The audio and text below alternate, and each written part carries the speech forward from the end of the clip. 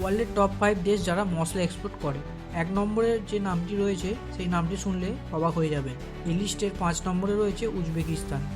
এই দেশ বছরে প্রায় ৩,৯৭০ কোটি টাকার মশলা এক্সপোর্ট করে, আর এই দেশকে পৃথিবীর মশলার দেশও বলা হয়। নাম্বার 4-এ রয়েছে পেরু। এই দেশ বছরে 4,200 কোটি টাকার মশলা বিক্রি করে।